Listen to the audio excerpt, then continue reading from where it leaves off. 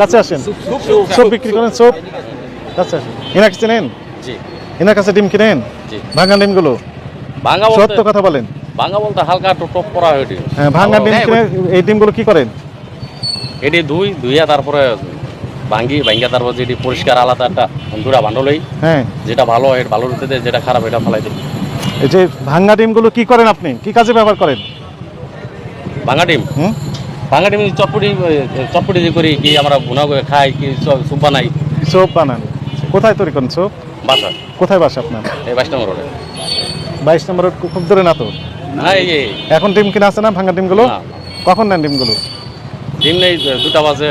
এখন তো 2টা বেজে গেছে প্রায়। হ্যাঁ, লাভ- যাওয়া এখনই ফোন দিল আর কি। ভাঙা ডিমগুলোতে জীবাণুযুক্ত হয়ে থাকে, ওইগুলো ডিম খাওয়াচ্ছেন কেন কাস্টমারকে?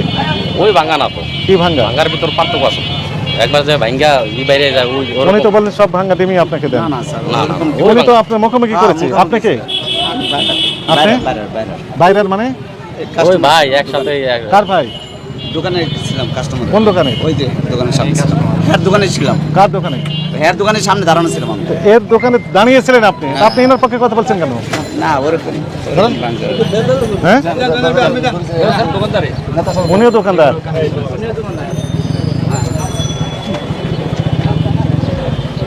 কি ভয়ঙ্কর কথাবার্তা! আপনার তো ঝামেলা আছে।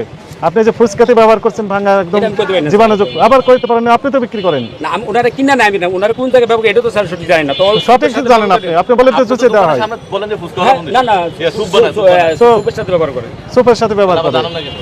না ওরকম স্যার, ওরকম না, একবার হালকা শোনেন শোনেন, ওইরকম করতে পারবেন না তো, আপনার দাম তো কম নেন না, আর জীবাণুযুক্ত খাবার তো আপনি খাওয়াতে পারবেন না। আচ্ছা উনি বলছেন যে স্যুপ, ওনারা কিন্তু না ওই সুপের দোকান সুপের দোকানে যে পাশে দোকানটা তো আপনি আনছেন ওনারে একটু বলুন। স্যার উনি তো হইতে পারে আমার তো এই হ্যান্ডে কোথায় আপনার দোকান চলেন তো? কোনটা এটা? চিকেন কর্ন স্যুপ জি খুলেন কখন? বিকালবেলা। আপনি তো মূল মানে হতা। স্যার আমি কি করবো বাঙা ডিমটা বলুন, বাঙা ডিম তো ব্যস্ত হবে নাহলে তো লস হয়ে যাবে।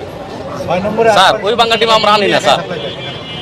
স্যার ওই বাঙ্গা ডিম আনি না, যেরকম আমি খাই, আমার বাচ্চা আছে, বাচ্চা যেটা খাইতে না পারবো, আমি যেটা না খাইতে পারবো, এই বাচ্চা না পারবো। জীবাণু যে ডিমগুলোর ভিতর জীবাণু ঢুকে গেছে সেগুলো তো খাওয়াতে পারবেন না। ঠিক আছে স্যার, কিন্তু আমি যে বাঙ্গাটা আনি, ঠিক আছে, এই বাঙ্গার ভিতর পড়ে না, ওটা সিদ্ধ করে ভালো হালকা বাটাটা আনে, না, না, না। হালকা যে ফাটা ওটা আনে।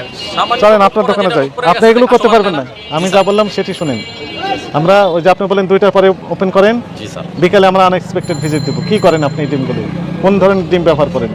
স্যার আমি আপনার যদি জীবাণুযুক্ত হয়ে থাকে তাহলে দোকান আপনাকে থেকে আইসেন, আমি অন্য দোকান থেকে একটা ডিমাইন না দেখাই, কি অন্য দোকানে জিজ্ঞাসা করেন, আনতেছে একটা লোক দেখান, আনেন আপনার নিজস্ব লোক, আমি দেখাই যে আমি ডিম কোনটা নিই, অন্য দোকান থেকে দেখাই যে আমি উনিই তো বললেন অন্য দোকান থেকে না, উনি নিজেই তো বললেন যে ভাঙা ডিমগুলো বলছে আপনাকে দেন। অল্প ভাঙ্গাটা নেই। আচ্ছা আপনি কি অল্প ভাঙা বলেন। প্রতিনিয়ত কি এনার কাছে কি ডিম না অন্য কারণে? না, অন্য দোকান থেকে নিতে আমাকে ভাই কি এখন তো তার কাছে না।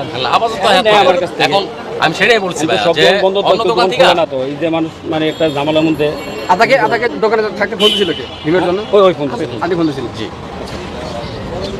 চলেন ওখানে চলেন, মূল হতাই নেই।